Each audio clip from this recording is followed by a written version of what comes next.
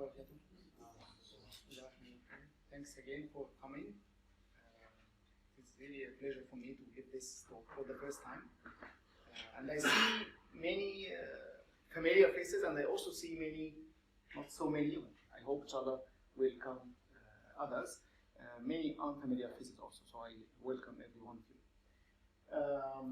Let me first, I think you wonder probably why I put this image that is reflecting the theme of the talk. How is that related to what it means to be a PhD student? But you will see why at the end of the talk. So let me first start with this. اللهم علمني ما ينفعني وانفعني بما علمتني وزدني علما. Oh Allah, let me learn what would benefit me from what I learn, and increase me in knowledge. I hope that inshallah this will be the case. Before we start the workshop, let me tell you why I gave this workshop. It's my first time actually to do this. I was thinking about it for some long time, and I was one of the my case was one of the reasons why I give now this talk. I see many students enrolled in PhD not knowing why they did that, including myself. I was in that situation. I was starting my PhD, surprisingly, just because my colleagues in my university did it. They went to the US to get a PhD, so I said, why not? Why not me also? Okay, so that was my motivation, and I realized maybe in 1 or 2 years after that was not the right motivation. Okay, and this is one of the strongest rationale behind giving this talk today.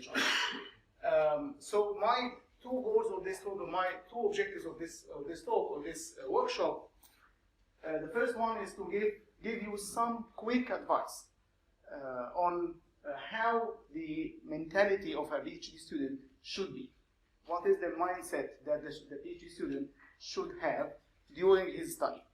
And I target in this workshop not only existing PhD students, I target new PhD students, those who had some time doing the PhD already, those who are planning to apply for PhD, and those who are wondering what a PhD is, or maybe thinking about getting a PhD. Okay? So that's the first objective. The second one is to clarify some of the issues that I as a PhD student, would have loved to be told early on in my career. That would have been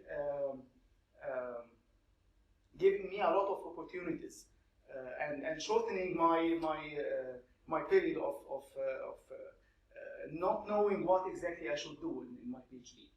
Okay? So I'm here to try to convey to you some of these things, try to clarify some of the issues that I hope will benefit you in doing your study, inshallah. And knowing it early on, I hope inshallah will benefit you. This is a disclaimer that this topic is really a big topic. It really deserves not only a workshop of 2 sessions, but it really deserves a semester, a course. There are many things that can be communicated under this title. Okay? But of course, we only have like 2 and 2.5 hours. I will try to convey the most important things, but there are many things that I will not touch at all, and there are many resources for you to check those. Okay. So here's the deal. Here's the contract between me and you in this workshop. First, this is not how to do a PhD. That might be surprising to some of you. And I will not tell you here, let me explain what I mean by that. I will not tell you here how you write a paper, or how you read a paper, or how you give a presentation, okay? How you write the thesis or the dissertation. All of these are, of course, very important topics, but they are all very technical, okay? And they are talking about what to do, or how to do. Here I focus more on how to think as a PhD student. Of course, there is a relationship, because how you think will affect what you will do or how to do. Okay, but I will not talk directly about how to do exactly. I will not focus much on technical details. Okay? So my focus will be on non-technical issues, not targeting any specialty, by the way. I don't care about exactly your major, because I will not talk about anything about computer science, for example, because this is my major. There's nothing here that is special. It is general for anyone who is pursuing his PhD or thinking about it. The talk will be, or the workshop will be very informal. Please ask me questions at any time. Of course, raise your hand so that I can, whenever it is good for me to answer the question, I will take your question. Okay? But don't delay your questions to the end. You are welcome to ask at any time. And I'm also welcome to ask you questions at any time. You will see that the talk will be also very open. This is a very important point I need to clarify in the beginning. Many of the things that you will see in this workshop are personal opinions based on my own experience. Okay? You might disagree, or maybe other people might disagree. That's okay. Okay, but I am giving you some advice based on my personal or my own experience. Okay? So you might not like some of the points. That's fine. But I hope that even talking about these issues, although might be controversial, but inshallah will help you. Okay, so a bit about me. My name is Tamer Said, I hope that you know. I am a associate professor at the Computer Science and Engineering Department here in Qatar University. My research interests span two areas. The major one is information retrieval, which is about building search engines, and the other one is about processing large amount of data, large scale data, which is big data analytics and data science. Okay? Other than that, there's nothing here related to computer science at all, or related to what I'm doing in my research. Quick biography about me, very quick. I got my bachelor from University of Alexandria in 1997. I went to the US to get my PhD. I got it from University of Maryland, College Park in 2009. I spent summer as an intern at Google in 2007 doing my PhD. After my PhD, I went for a one-year postdoc at KAUST, King Abdullah University of Science and Technology in Saudi Arabia. Then I spent 1 year as a researcher in Microsoft Egypt, going back to Egypt after I came 9 years from being abroad. And after 1 year in Egypt, I went back to apply in academia, and I joined Qatar University in 2012. Okay. This is the outline or the roadmap of the entire workshop, not only today. We'll talk about mainly these 6 or 7 topics. What is PhD? Why you should do PhD, or why maybe you shouldn't do PhD? What should be the quality of your research? How to build a supportive environment to sustain yourself in doing the PhD? What are the most needed skills that you need to achieve your objectives? What do you do if you want to work alongside doing PhD? What kind of work could be good for you? And some very brief points about how to seek knowledge and the research ethics that you should have while doing your PhD. In this session, inshallah, we'll focus on the first 3 points only, then the other ones will be discussed on Wednesday. Okay? Any question up to here? I didn't say anything yet, but maybe you have questions. Yes? You don't have to, by the way. Don't invent one. No, it's a general question. Yes. I see it took you 7 years to do your PhD. Oh, yes. Yes. If there is time, I will tell you why. Okay, thank you. Why it was short. no, it was long, of course. Just one brief point related to this. The average time in my department in University of Maryland to finish your PhD was 6.5.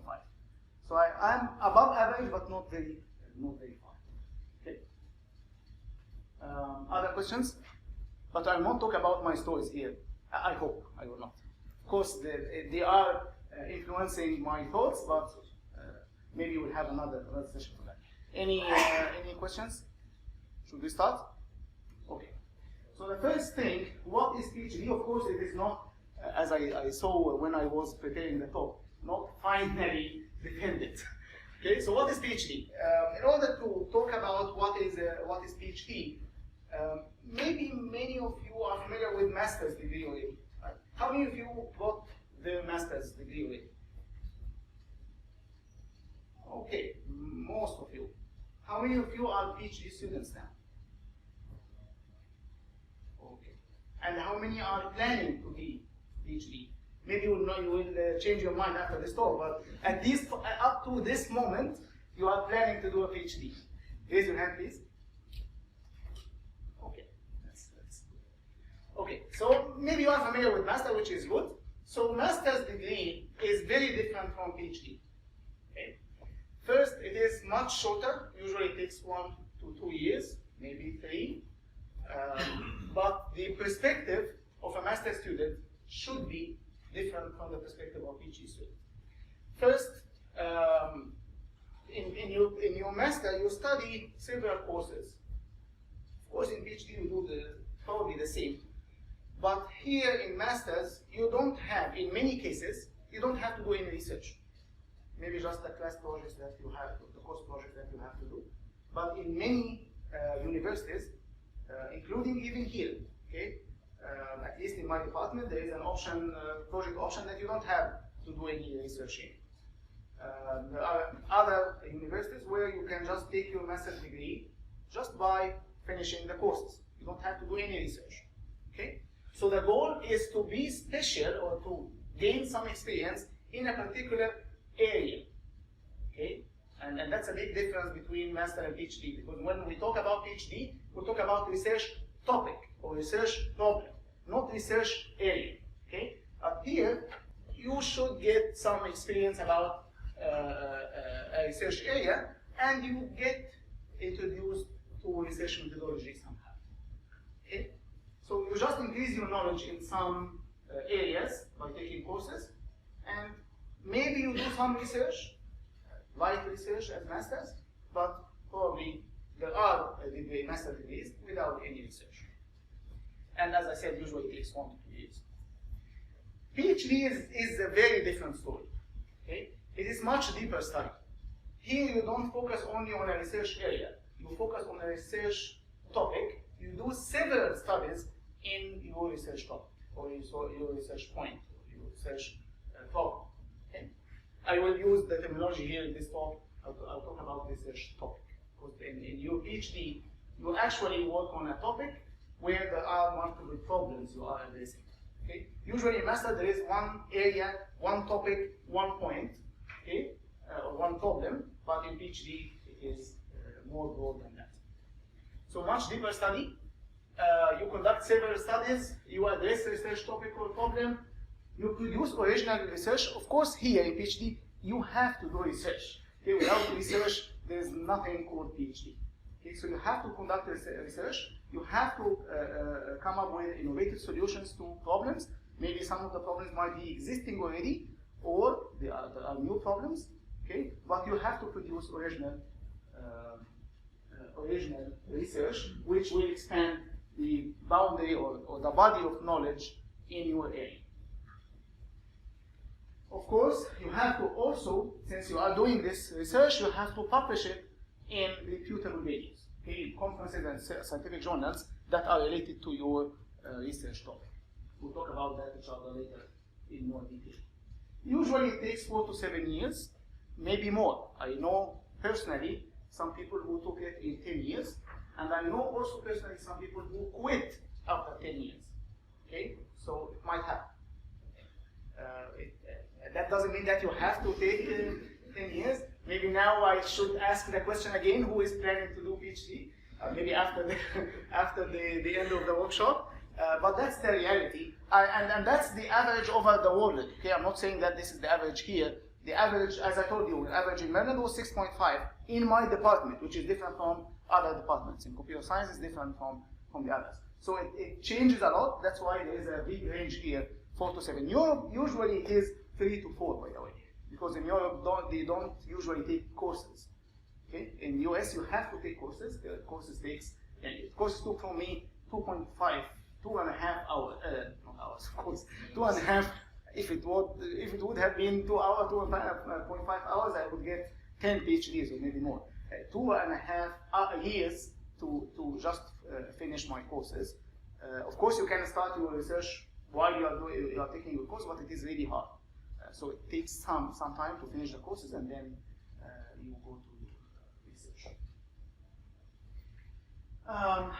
Since it is very different from, of course, bachelor and masters, the mentality of the PhD student, which is the focus of this workshop, is and or should be very different.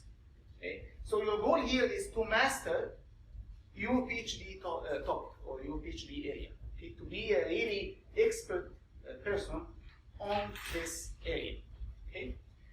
In doing that, you have to compete with peers from all over the world. Okay? You have to be at the level of competition with other PhD students all over the world who are working on the same area or topic, of course, not area, topic or problems. Okay? So that's different from master. Master, there's not much competition. Okay? You do small research study, or maybe you don't do at all. Okay? So that by itself should make a big distinction, big difference in the mentality between a master student and a PhD student. As we will see later in this session, just success is not enough. Okay? To be a successful, to succeed, I mean, in your courses and you get good grades is not enough at all. We'll talk about that more. And in PhD, you have to have the mentality that in the time of doing the PhD, you are building your own personal experience. Okay? You have to have your own research personality. Okay? Why is that? In master, you don't have to do that because usually you will go to your life back after your master. Maybe you get promoted, maybe you go to PhD, but you don't have to own a research personality after your master. But after your PhD, as we will see, there is a big responsibility. The PhD is preparing you for the next stage in your life, in which you have to have a research personality. Okay? And we'll talk about that, inshallah, also more later. And for all of these reasons, that requires different mindset, different spirit, different skills, different plan. Okay? And you can name others. And this is the focus of the workshop. Okay? So again, I will not talk much about technical details. Maybe in the second session I might give some quick advice on some of the things, but we'll not talk about anything about how to do the research itself. We'll not talk about research methodologies. Okay? All of the focus here is to how you can think. What are the things that you should pay attention to? Okay? More about mentality than technical stuff.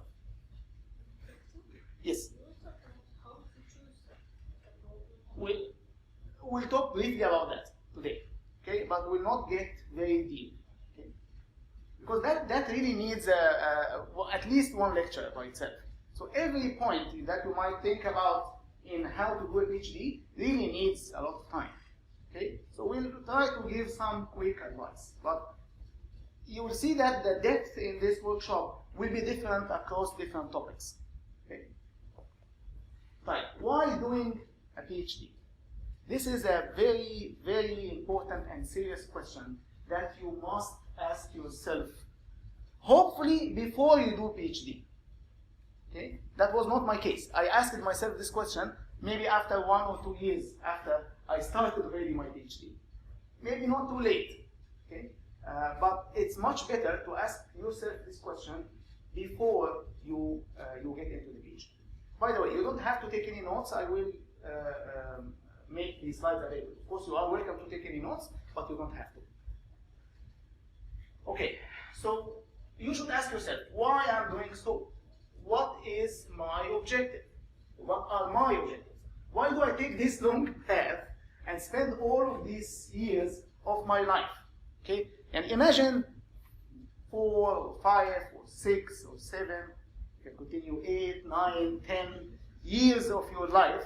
Okay, how many 7 or 8 years in your life? maybe 6, 7, 8. Okay, yeah.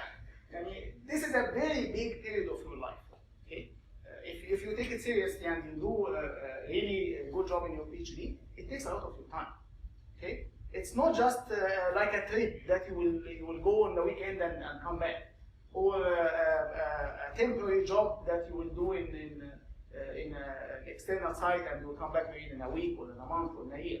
It's 6, 7 years of your time, of your life. Okay, and it's not only from your time or life, it's from the time and life of also your family. Okay, so that's a big deal. If you don't think this is a big deal, that's fine. I hope that I can be like you, but it is a big deal. It is very big deal. So it's not logical that you get into that very long period without planning, without knowing why. Why should I spend that time? Okay, so this is a very important question. And I consider this as one of the most serious questions you have to ask yourself before or during a PhD. Questions? It's not a machine learning course. Okay. Any questions? Fine. You should ask yourself. Okay? Don't forget to ask yourself this question. Maybe now, maybe later. And not only once, but over time. Okay? And our mindset changed over time, right? Maybe you have this objective now, and after 1 year, or after taking some courses, or after trying to publish a paper, you might change your mind. Okay? So you should continuously ask yourself this question. Okay? And be honest with yourself. And this is very important. Don't just come up with objectives that you really don't mean just to fulfill or satisfy yourself. Okay? This is a very serious question that you have to answer it very seriously. Now, why? Let me give you some examples of why you should have a PhD. Okay? And that will span, I think, for 2 or 3 slides, not just this slide. Social status. I like to be called a doctor. It's prestigious, right? If you are called a doctor, this is very prestigious. A professor in a university, this is very high social status, right? That might be a reason. I will not comment on this. I will just list to you some of the reasons. Okay? Promotion in your work. When I get to be a doctor, when I get a PhD, of course I will be promoted in my work. Okay? Hopefully, it might not happen. Okay, but hopefully you will get promoted. Getting better job. Even if it didn't happen in my job, I might get a better job because of PhD. That's a real reason. Fulfilling parents' dreams or desires. It's a reason, right? And maybe some of us actually have this. Okay? And that's also one of the reasons behind my PhD in the beginning. Okay? I know that my dad wanted me to be a doctor. Okay. We'll do it. Okay. As my dad wants to bring something from the room, I will do it. Okay. I will spend 7 years just to satisfy my dad. Okay. So that's one of the reasons. Filling in spare time. Okay. I raised my children. I'm free now. Let's do a PhD. I don't have any responsibilities now. I have more free time. Okay. Instead of just reading and surfing the web and the social media and chatting on WhatsApp, let's do a PhD. Okay, so that's a reason. Loving science and knowledge. I love science. I love to know more. Okay, that might be a reason. Doing like other colleagues. This is me. Okay, I want to do like my colleagues in the University of Alexandria. They went and to get a PhD. I'm not less than them. I will go also maybe to the same place and I will get the same PhD. Okay, so that's a reason. Okay, what is common here? There's one thing that I believe is common among all of these reasons. Except that I wrote them all. Something else. Yes.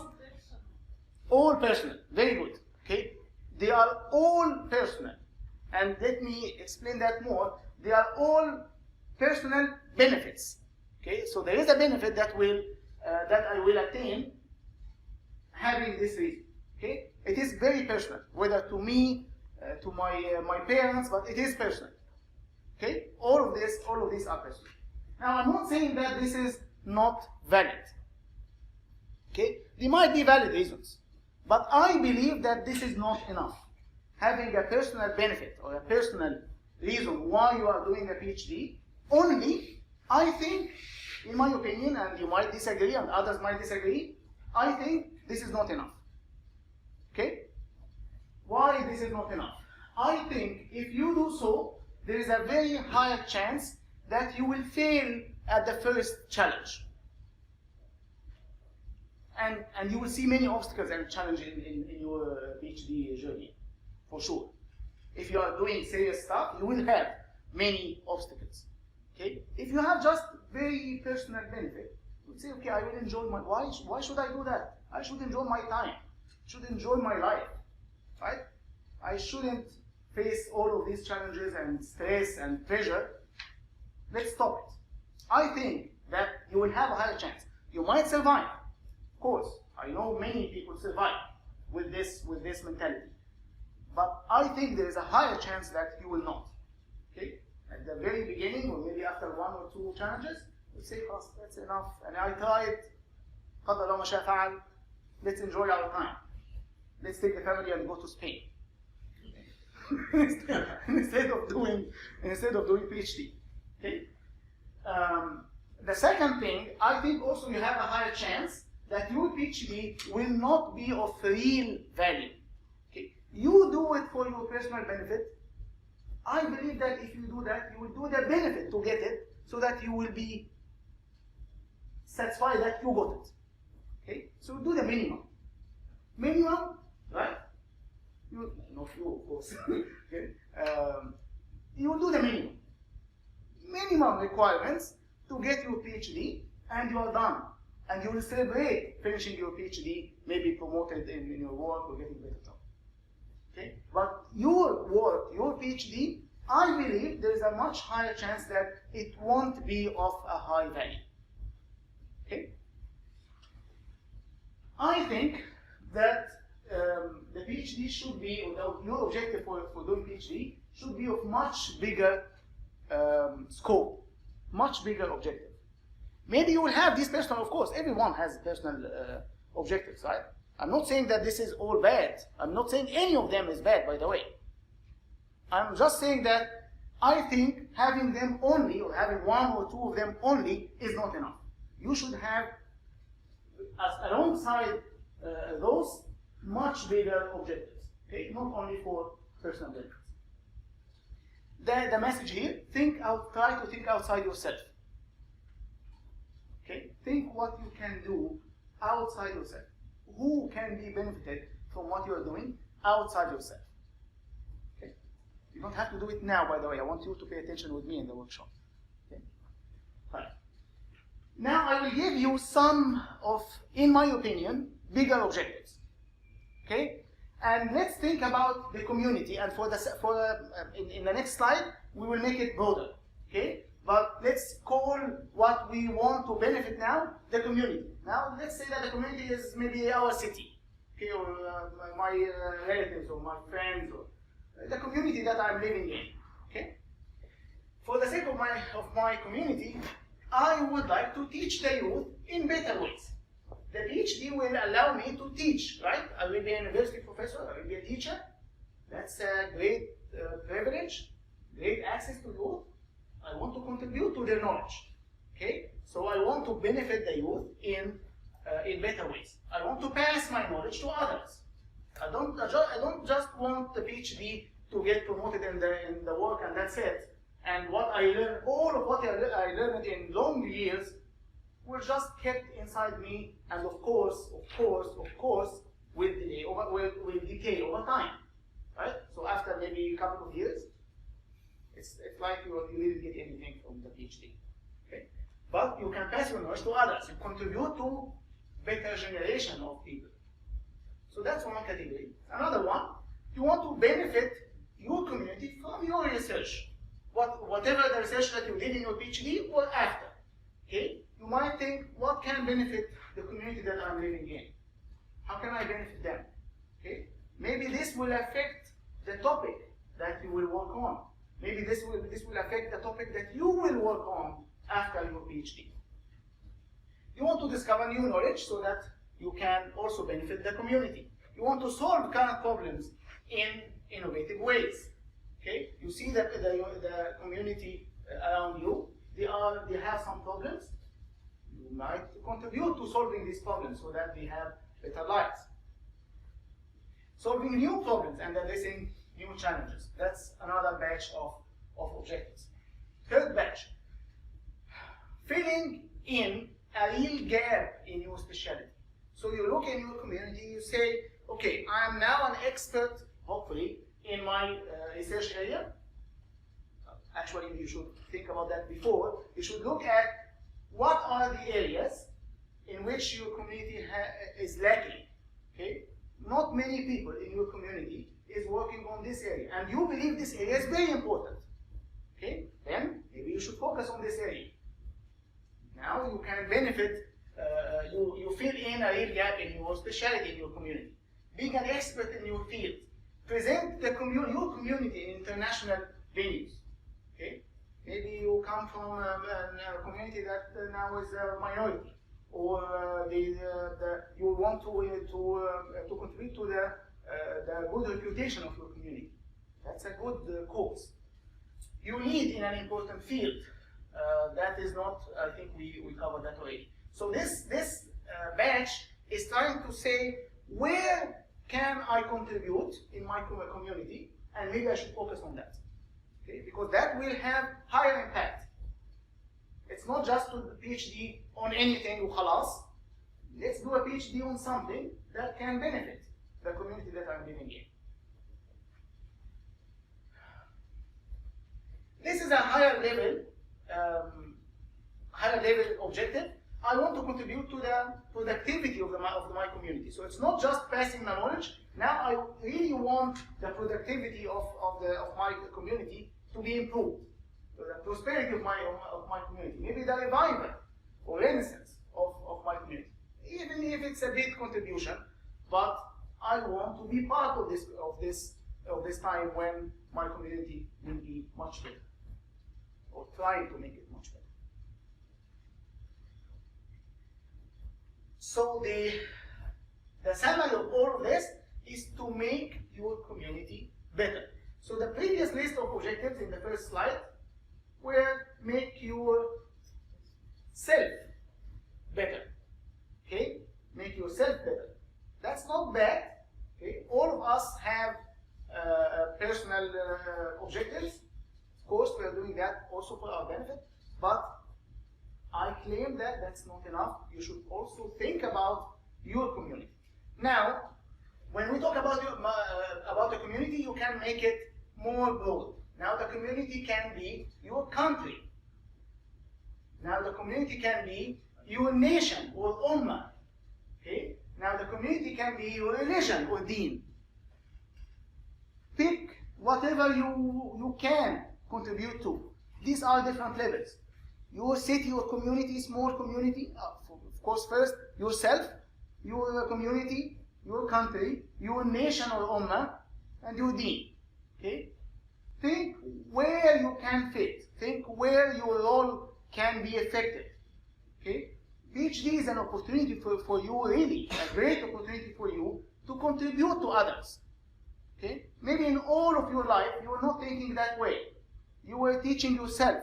Okay? You were improving yourself.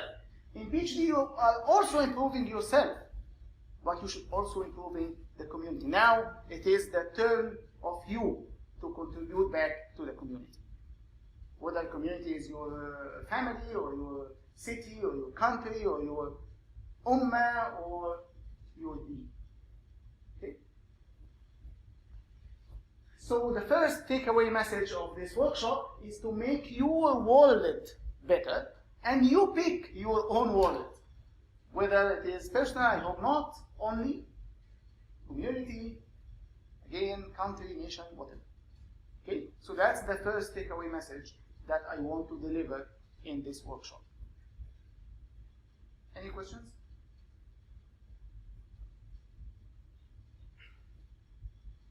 Sometimes silence is good. Sometimes it is not as good. Yes. For example, Is that a question? Why we do PhD like thing? How do you rate that? At what point it trains our brain? Because after PhD we have to be something productive, not a liability on society, not someone job finder. Got the idea? Yes. This is one question, that how it trains our brain. The second question is how do you rate it as? So do you mean when you should think about that? No, how it trains our brain, like how you train your brain? Yeah. Oh, that's a very big question. How you train your brain? That can be the title of the next seminar. Okay, how you can train your brain. I will give you just one exercise. It's just one. Okay? And I think we might come up with many others. Again, ask yourself why you are doing that every now and then. I used for my PhD advisor to tell me, Tamer, in the first meeting of every semester, let's think together what you should do in your PhD. That's in the beginning. Of course, after 3 or 4 years, I was started to worry. Okay, but in the beginning, he was not worried at all. Do something that you enjoy. But let's, in the first meeting, just first meeting only of every semester, let's try to think what you should do in your PhD. Okay? Analogy to this, let's try to make it regular that you should reconsider our intention behind the PhD. Ask yourself again and again, every semester, okay, why you are doing that. Maybe asking the question at that time will give you ideas on what to do. So that's just one exercise. Okay? Because for problem solving, we have to train our brain. It's more like when you go into the depth of things, you have to think differently all the time. Yes, and that's why you should reconsider why you are doing that. Okay? But of course, there are many things. Some of them we will cover, some of them we will not. But this is at least one. Other questions?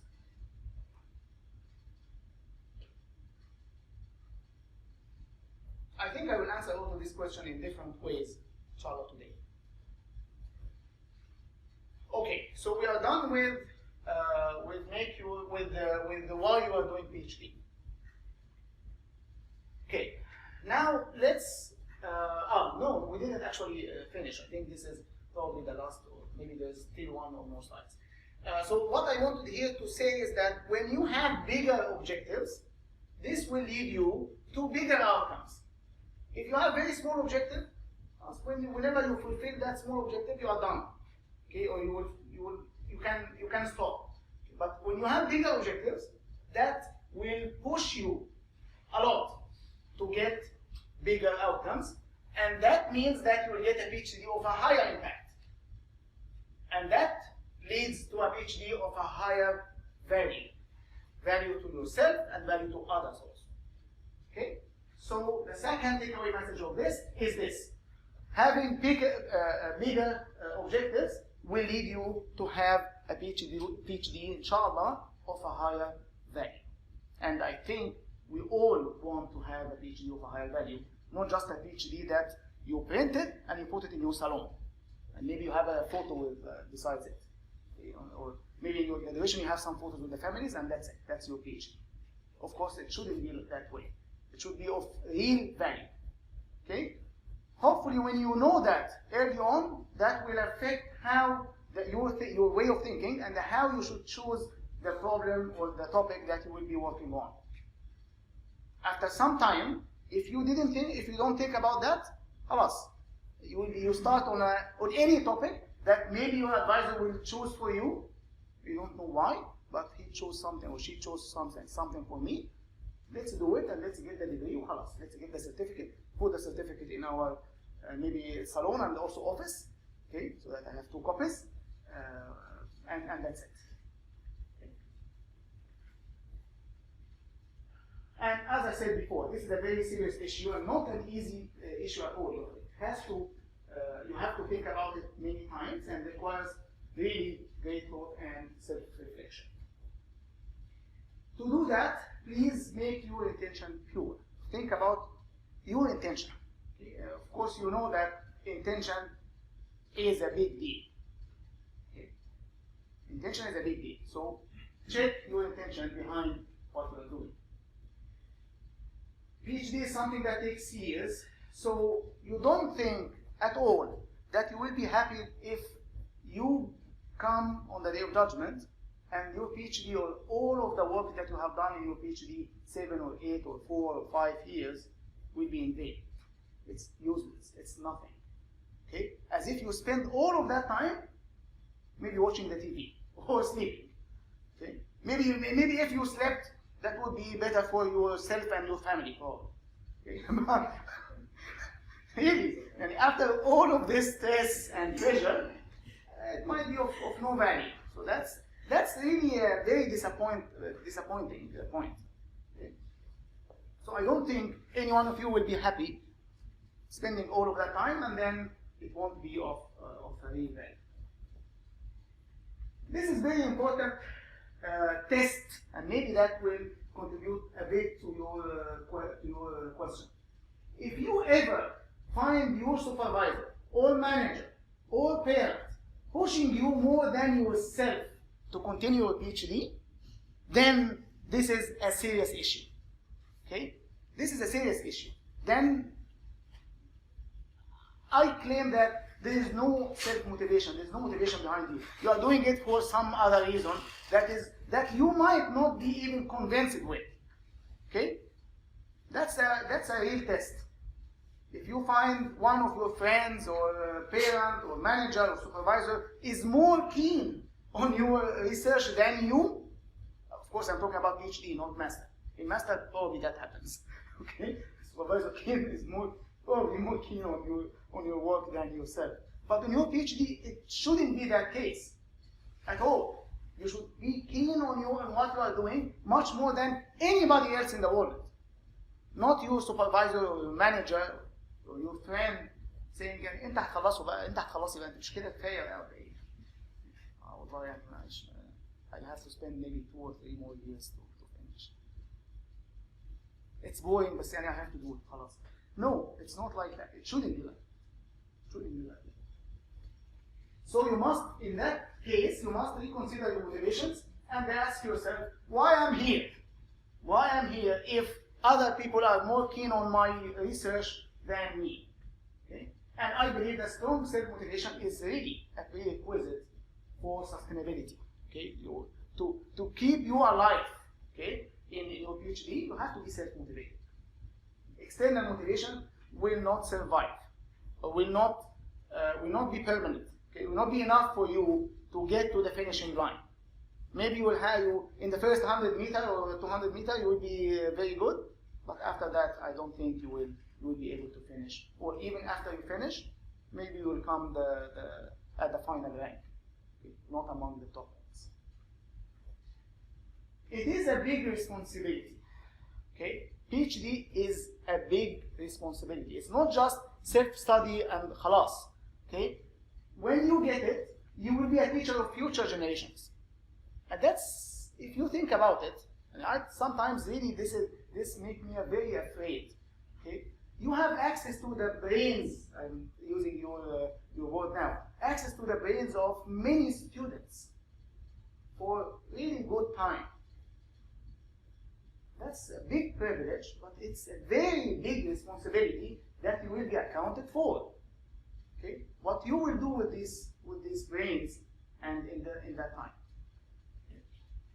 So it is great profession, inshallah, that you will get, but that comes with a great responsibility. Has an impact, high impact on many youth. So that means that if you know that in advance that this is a very big responsibility, then you have to prepare yourself very well in your PhD time. Don't think of PhD time as like an exam. You have to study for the exam, finish the exam and say, Alhamdulillah, I'm done. Khalas. Then I should forget as I used to do in schools. After the exam, maybe 1 minute, maybe a few seconds after the exam, khalas, I don't want to even remember that I had this course. It's not that case. It's not the case. So I think knowing that should tell you that you have to be prepared very well during the time of your PhD.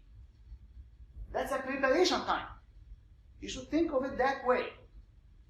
Yes, you are studying, you are working hard, you are publishing, but that's not only for the PhD certificate that you will hang in your home or in your desk. Okay? It's not only that. It has a responsibility that will start immediately after you get PhD and after you get, inshallah, probably academic job or research job. It is a big responsibility. Okay? So you have to prepare yourself. If you know that there is a challenge coming, you might think now, if you are doing PhD, you might think now that okay, the challenge of PhD after that, khalas, nothing is challenging. That's the most difficult thing in my life that I will face. Every stage comes with its own new challenges. Okay, so after this, you will have the challenge of teaching others, passing your knowledge, contributing to your community. Okay, that's a lot. So if that's really hard, if that's really a big responsibility, then you should think from now how you will be prepared for that. Okay, that's logical, right? That's rational. Something hard coming, I have to be very well prepared. If there is an exam, I have to study well, right? That's a big exam. I have to study very well for it. I have to be very well prepared. Okay. With all of that, that might look not very nice discussion, maybe, but I think you should be proud that you are on a path that can benefit your nation. That's really very, very important privilege.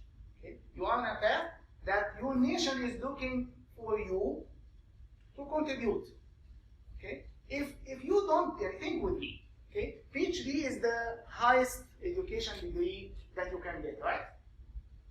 Who better than you when you get a PhD of your knowledge that can contribute to the community, that can benefit the community, the nation?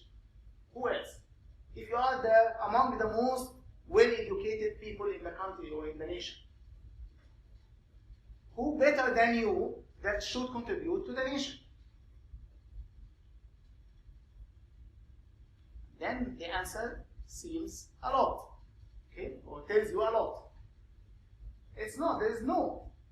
Okay? You got to the best level, right?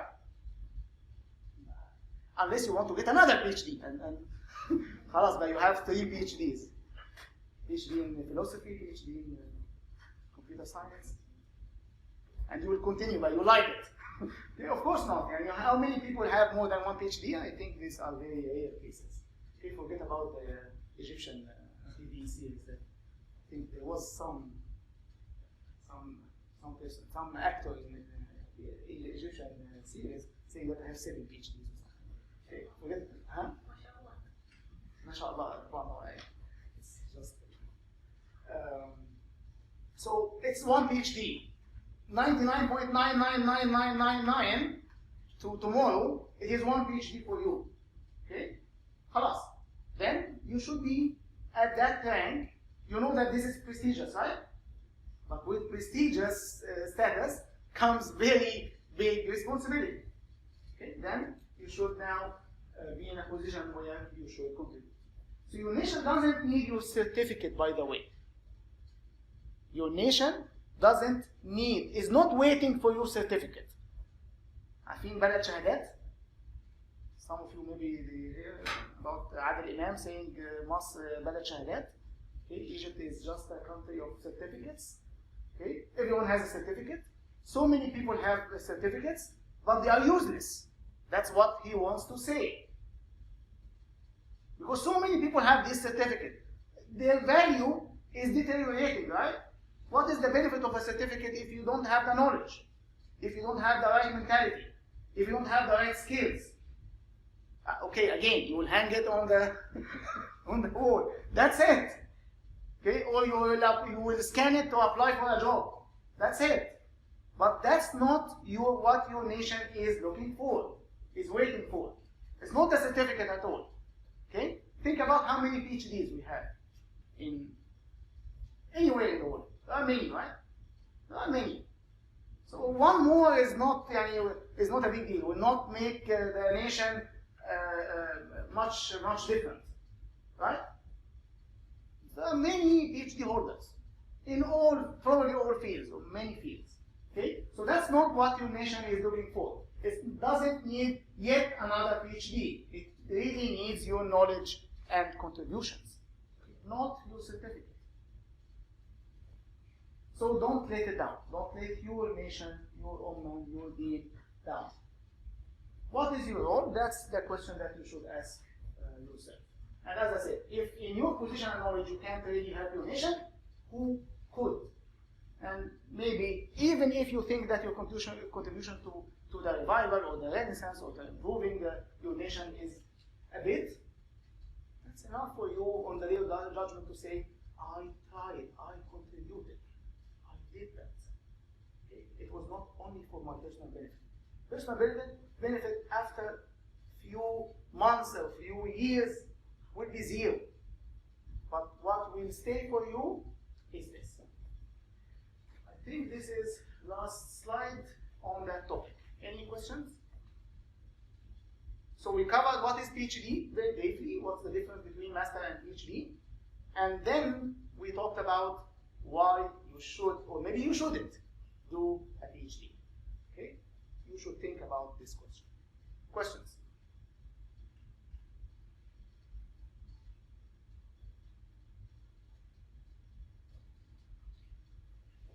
Yes, please. So as you said that PhD is the highest level of knowledge as per the academic grounds, right? For example, if you The highest degree. Yeah, highest degree. Not doesn't mean that you have the knowledge, but it has the highest degree. For There is example, to my knowledge, there is no higher degree. Yeah, for example, if you look at this bottle, you will find the ingredients there in some ratios. Yes. Do we standardize PhDs or education like this or not? Because this is the biggest factor in productivity. Your questions are very hard, and I'm not prepared to answer. But Okay. this is the issue of the credibility. I wish there is a template, okay, and I feel every PhD holder can fill the template and the fields, and then there is a score that at the end, maybe an app, mobile app, that can give you the score of your knowledge based on this template. But what is this is USC's doing? The transcript is same like this. Okay, very good. So we'll talk now about the quality of your research, which is touching this. But there is no prescription of how you can evaluate the knowledge of a person. A lot of manipulation comes here. Right? A certificate is just a kind of, I'm not saying manipulation, but the certificate by itself, you never know what behind that certificate. Okay, so I don't think I have a concrete answer, but I have part of it in this one. Okay, when we talk about the quality of your research. Other questions? Very good questions.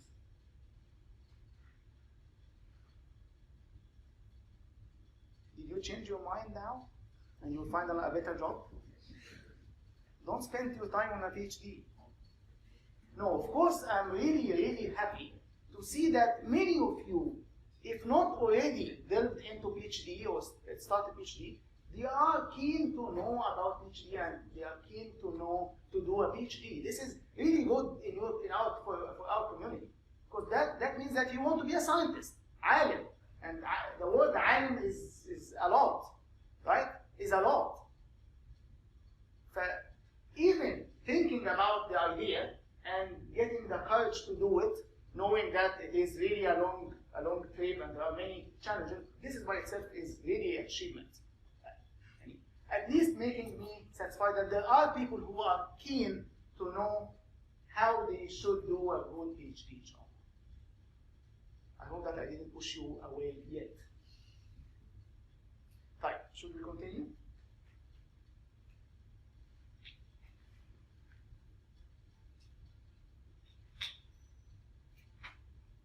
Okay, so we're done with what is PhD, why doing PhD. Let's talk a bit about quality of your research. I will first start by saying very quick advice on how to choose your area, how to choose your courses, and how you choose your topic. And then we'll talk more about the research topic. But that's not everything, by the way. So just quick comments or quick advice. Choosing the area. My personal opinion is that you should try to choose an area that is practical, that is applied. Okay, you will see an impact on that in whatever application that you will do. Okay, try to choose an area that is of a priority in your community, that is research priority. Okay, and for example, in Qatar here we have a list of these research priorities. I'm not saying that you have to be limited on those, but it will be good that you choose one of these, because you'll be supported more if you are doing that. And that also means, being a research priority in your country, that means that it is needed. Okay, so that area is needed, so better to do your PhD on that area. And of course, as we said earlier, one that benefits your community, that's the bigger objective. One advice here, don't stick to your master's degree specialty. Or actually, you don't have to stick to your master's degree specialty. That might look hard, or might look weird, because we used to do the same thing over and over again, right? If I got my master in networking, should continue PhD in networking. Why should I switch? Okay, and that was also my mentality when I started my PhD. I got my master in Egypt in networking, computer networking, the networks, and I continued for 2 years working on computer networks, and in Maryland, my university PhD. After 2 years, something happened that prevented me from continuing in this area, and I had to start really from zero in my new area. Really zero. I didn't know anything in my new area. I was really afraid. Okay, and when I went to to be advisor in very soon in an interview to work with him, I told him that I don't have any knowledge in this area. I just have knowledge in my computer networks area. So I worked on my master and also 2 years now. That's all what I know. He told me, don't worry at all. That's not a problem. At all. Even sometimes this is easier, and that was my case. It was easier for me to start from scratch, from zero, in a new area, than continuing in the same area. Although that's against what we usually think, that what we know is better than what we don't know. That's not always the case. Okay? And the reason here is that you will spend much more time on PhD. Okay, so that's a different story. Okay, you don't have to stick to your master. It's okay to stick to the area of your master. I'm not saying you shouldn't. Okay, but also be open to do something that is different from your area in your master. You have a question? Okay. Yes. Why you change? Okay, I wanted to escape this, but it was easy. Yes, I changed it because my advisor left the university, and I didn't want to go with him.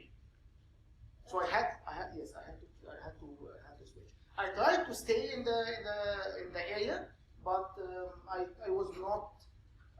I didn't like to work with the professors in that area, so I had to switch. Okay. And sometimes you cannot. It's not under your control. Okay, and it happened, and alhamdulillah. Maybe that's why when I said someone asked me also 7 years is the question. That's part of why I spent 7 years, because I spent 2 years in the beginning in something that didn't contribute at all to my PhD, and then started in 5 years I started the full stage. Other questions? Someone? Okay. So as I said, sometimes this is even easier. So this is briefly about choosing the area. Choosing courses, this is a very important, I think, advice. Please, please, please, please look for courses that benefit you in your study and in your field, no matter how hard. Okay? No matter how hard. Because I know the mentality of the bachelor and master students to ask, is that an easy course? Is that an easy professor? Please, please. This is a PhD. You want to be special, you want to be expert in your area. Okay? Try to find where you can increase your knowledge, where the knowledge is, and go for it even if it looks hard. Okay? Your target now is not the GPA, and we'll say this again and again. It's not the GPA, it's the knowledge. Okay? So don't worry about hard courses. Hard courses means that you will learn more, unless the professor is unfair. I hope not. But go for the courses that will benefit you with knowledge that is needed now and special knowledge in your field. Not courses that will raise your GPA. Okay? That's not the issue in PhD. Maybe it is the issue in bachelor to the most extent. Maybe also it is the issue in master, although I disagree. Okay? But for PhD, I completely disagree. Go for the courses that will benefit you. Remember that your goal is now different, and GPA should not be a priority at all. So another takeaway message, please optimize your knowledge and experience, not your GPA. If you got 4 out of 4 GPA without solid research work and publications, again you will hang it on the wall and that's it. It's of no value. Okay? The GPA is not enough. No one will say, oh, your PhD is great because you got 3.95 GPA. At all. Okay? Choosing research topic. This is, as I said earlier, this is a very important topic, but I will not touch it almost at all today. Just very brief advice, because that really needs a separate, dedicated, maybe workshop. Okay, that's a big topic. That's a very important topic, but we will not touch it a lot today. It is one of the most difficult steps in PhD. Really, this is one of the most difficult steps in PhD, is to choose what you will be doing in your PhD. Okay, so I don't think in 1 or 2 minutes I will give you the way. Yes. Next term? Next session. You mean in the workshop? No, unfortunately, no. Okay. Maybe in another seminar, inshallah. Maybe another seminar. I don't know if it is covered. Is it covered in research methodologies courses here? Is it covered how to choose a topic? Huh? How to publish is not how to choose a PhD topic. Okay, so inshallah I will. Let's finish this workshop first. This is a dry run experiment for me, and inshallah you will keep that in mind. Okay, my only advice here, Ya Marwa, okay, is that you should not rush. Okay, take your time in choosing your PhD. That doesn't mean that take 6 years until you choose your PhD. Okay, but take some time. Take your time. Don't rush into choosing a PhD topic, because you will spend with it good amount of time. Right? So make a good decision.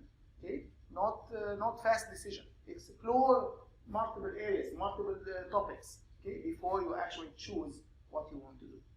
That's the only advice that I would say. And of course, consult.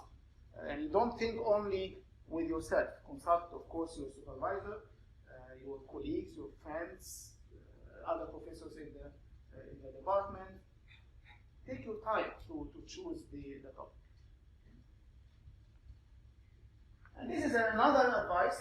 Okay, it turned out that it's not the only one. The second one, don't work in a field that you don't like. Please. هي مش وخلاص. Okay?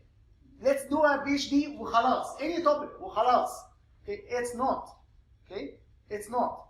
Please don't work in a field that you don't like.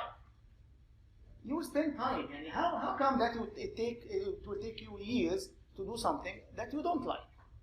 You have to like it, right? And you have to survive. Surviving with something that you don't like is really hard. It's really hard. But facing challenges in an area that you really like and enjoy, inshallah, you will survive. You will get to the finishing line. Okay, because that will support you. But doing something that وخلاص, that's not sustainable. Okay, unfortunately, these are the only two things I wanted to say. Now, this is another point. First, do you mind if we stay up to 5? I will try to finish as soon as I can. Okay. Fine. So seeking excellence. I think that, and I think I kind of said that earlier, but very quickly, that PhD students should never seek only success. Okay? They should seek excellence or distinction. تفوق, تميز, وليس النجاح فقط. Okay? يعني don't be just happy that you get good grades in courses. وخلاص. Okay? No. As a PhD student, you should target excellence. You should be an expert in your field, right? So you should seek excellence, not just success. And there is a big difference between success and excellence. Okay? Right. Now that question comes, what does excellence really mean here? What do you mean by excellence? We know that excellence means تفوق. Okay. تفوق يعني I get good grades in the course, right? That's what I used to understand in my undergraduate and maybe master. أنت متفوق because of your GPA. ما شاء الله. Good. Okay, but in your PhD, that's not the case. Okay, so what is excellent in PhD? Here are some, but there are many different criteria. Excellence means conduct world-class research, and we will talk about what we mean by world-class research. Publish at reputable venues, and we will talk about what we mean actually by reputable venues. Compete internationally. Okay, you compete internationally, not locally. Don't say that I'm the best student in my department. Okay, that's not. You don't compete with your peers in your group or your department. You compete with the peers at the international level who are working on the same problem you are working on. Okay, that's different mentality. That's completely different mentality. I used to try always to be the first in my class in school. Okay. When I'm the first in my class, wow, celebration all the time. I have this thing on my chest. I'm the first in the class. There's nothing like that in PhD. You are the first in your university. That doesn't mean anything. Really, doesn't mean anything. What really has a value is your international competition, not your local competition. Contribute to the body of the knowledge in your field, and there are many things that define what excellence. If you strive for excellence, success will follow anyway. Okay, so both are of course related, but what you should seek in PhD is excellence. That's above, of course, success, yes. So, the supervisor is a big part of your competition. Is what? Big part of the competition decisions in PhD. Yes. So, can you please comment on the relation or the influence that professor has on your success or excellence, as you define it? Because in many cases, your supervisor don't even know what good venues are. So, I hope this is not your case. But I mean, Is it your case? I'm his supervisor, by the way. So, but I mean, I know of many students here and elsewhere that they don't even know what excellence means because their supervisor is the one making decisions, telling them what to publish, and Okay. The supervisor itself doesn't care to do essays, so I think you should suggest that a student should have degree instead. And if you خلاص decide- enough. Okay, I got your point. خلاص. Okay, thank you. Okay. This is why I had this in my talk. Okay, so I will touch on that. I'll touch on that. If I didn't, don't ask me. Okay. Right. Okay. We'll get into that. Excellence is not optional. Okay, that's again repeating the same message. Excellence is not optional in your case as a PhD student. It's not like والله if we can خير وبركة الحمد لله يعني رحم الله من يعرف قدر نفسه. طبعا okay, we understand that. Okay, but you should try, right?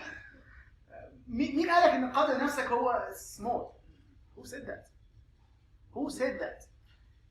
I went الحمد لله طبعا of course that's يعني توفيق guidance from Allah to a very good university. I was not the only Egyptian, by the way, or the only Arab, or the only Muslim. Many, wallahi, many, tens or maybe hundreds of them.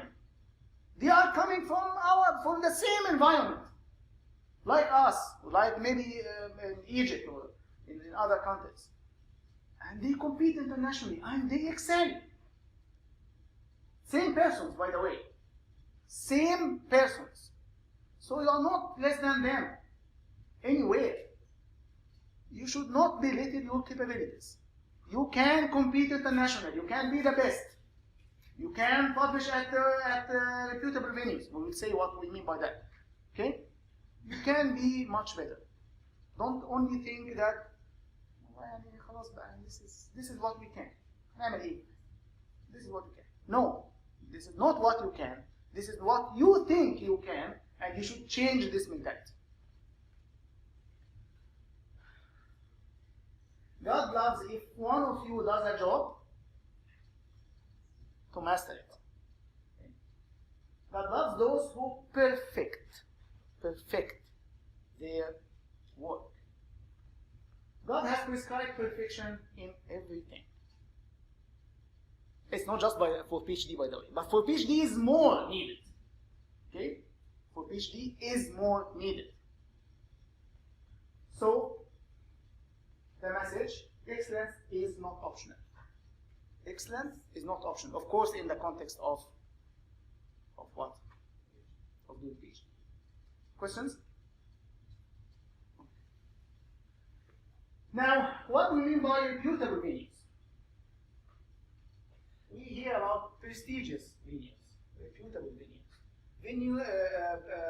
Journals of Q1 and Q2 and Q67. Okay, what measure we should consider? When can we say that this venue, and by venue I mean conference or journal, okay, venue of publication, okay, where you publish your work, okay. When can I say that this is really a good venue that I should really target?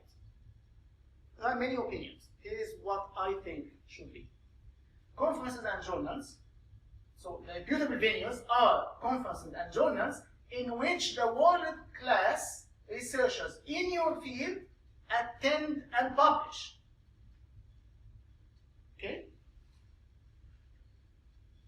So these are really the venues that you should target. What do you mean by world-class researchers? The top researchers in your field. How do you know the top? I think this is easy. Okay. I think this is easy. It's easy to know who are the top researchers in your field. Okay? See where they publish, where they go. And these are, of course, most of the venues are the reputable venues that you should also target. You should not target any venue برضه وخلاص. يعني نفسي the word وخلاص دي مصيبة في حياتنا. Okay? وخلاص. No, it's not a conference وخلاص. It's not a journal وخلاص. It should be a reputable venue. Okay? And by reputable, we mean that people, the world-class researchers, the top researchers in your field, they go and attend and publish there. This is how you can know where to publish. And this is maybe partially answering your question. I still have, I think, more points. So this is one. Okay, now maybe you go to a venue and you don't know whether this is really a good. You went to a conference and you want to know whether this is really a reputable conference or not. Here are some clues on how to know whether this is really. Oh, that's hard. Okay.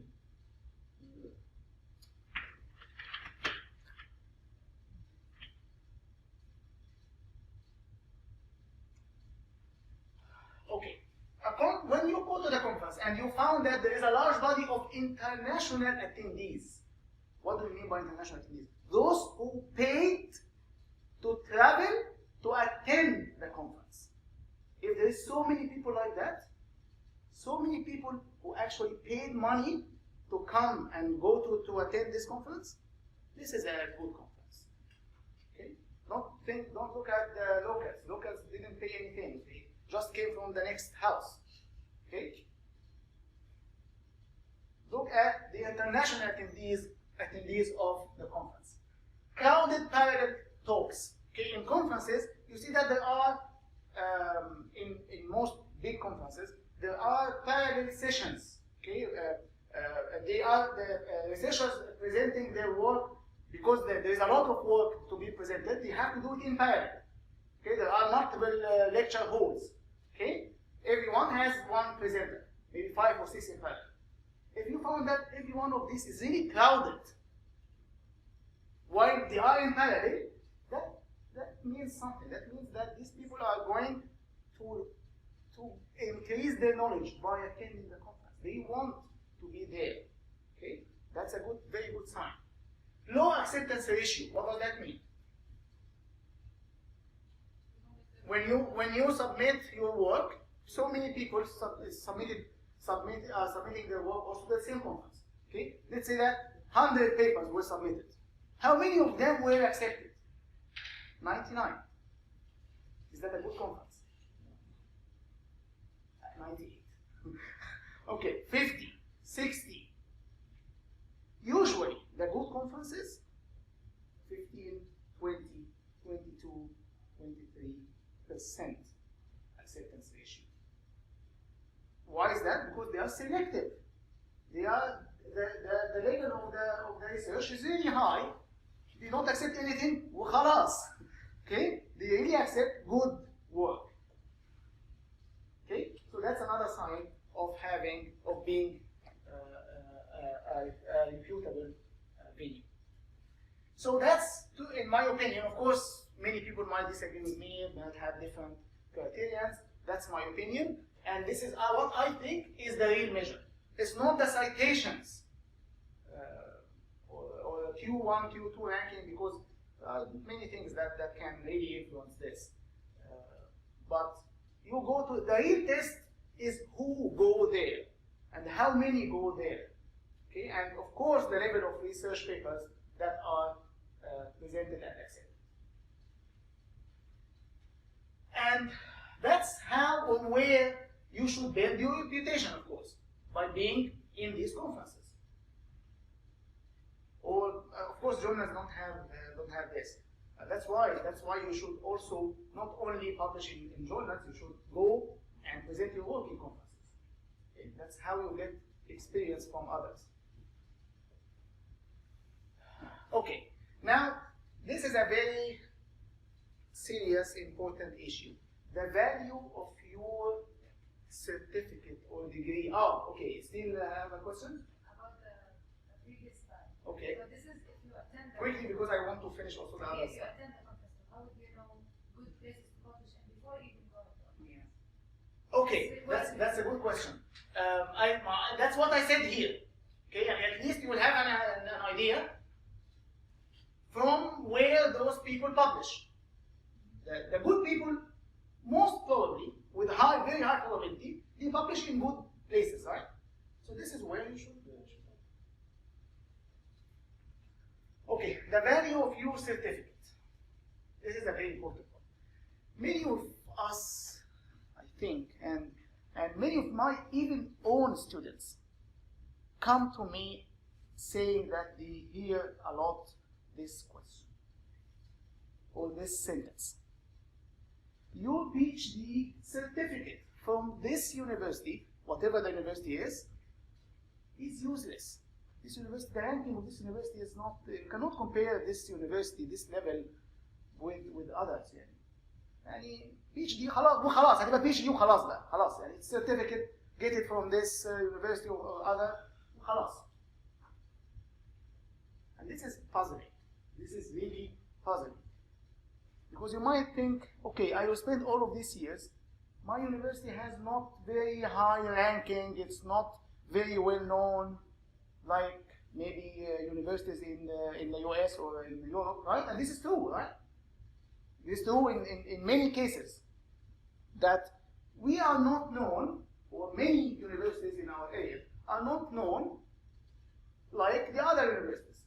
So whoever sees your CV, PhD from University X, PhD from MIT, PhD from Stanford, PhD from CMU, PhD from whatever. Not comparable at all, right? Logical, very logical question or sentence. Okay?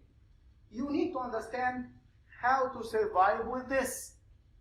This is very important because you will be very disappointed after all of these years that one comes and say, PhD from University X. It's nothing. I went to the US and to the Europe to get my PhD, and you are getting it from that university. It's not of a value. Why did you spend all of that time there? حرام يعني حرام على صحتك وعيلتك. This is a very important issue. Now, how can we think about this? You think about it if you understand the real thing. If you change your mentality. It's not by GPA. Your certificate, the value of your certificate is not by GPA, is not by the minimum requirement that is needed for you to get your PhD. It's not by just the name of your university. But if it's not all of that, what is it about? It is about your research contributions. If you come from university, not X, minus X, okay? It's not even X, it's minus X. But you publish at the top conference and journals in your field. This is the real evidence that you did a real PhD. The university will get value from you. What? The university will get value from you. Will get? Value and the work from you. Yes, over time, but if many people are doing that, yes, over time, but it takes time, طبعا. It takes time. It's not just by just one PhD, with many PhDs. No, that's one reason why I'm doing this. Because changing your mentality, knowing that the objectives are not just the minimum requirement, are not just the GPA, will contribute to the improvement of whatever, wherever you are. Right? Over time. It's not in 1 month or 1 year. It will take time. To do that, we all need to change our mentality. Okay? So it's not about GPA, it's not about minimum requirements. I hope that there will be no class now that will force us to leave immediately. Can you check him if there is someone outside?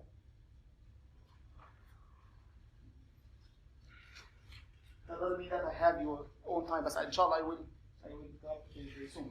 So it's not just by the name of the university, it's not just, it is about your research contributions in reputable venues. Okay? It is about your knowledge and experience in your field and topic. It is about your ability to communicate your research. It's not just by the name of the university and that's it. That's why you should not only focus on these things and you focus on research, because people who really understand the value of research will understand the value of your own research. The message that I think I will stop with is this. Value of your degree equals value of your research.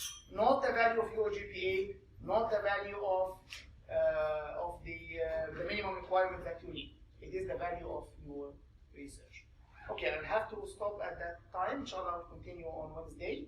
I want just to give you an idea of what we will cover on Wednesday. So here's a quick summary, okay, of the messages that we covered so far. Have big objectives for your PhD. PhD is a great thing, but it comes with a great responsibility. Please optimize your knowledge and experience, not your GPA. Excellence is not an option, and value of your degree equals value of your research. Okay, the others actually we didn't cover. Next time we'll continue, but I also want to talk about if this is a really long, difficult trip, how you can survive. How can you build a supportive environment that will keep you doing well in your PhD? That's one question. What are the most needed skills to do that? Is being smart the most important skill that you have to have for your PhD? What is the difference between supervisor, advisor, and mentor? How can your job help you in your PhD? And I think that's in addition to what we missed today. Thank you very much. I hope that you will attend on Wednesday.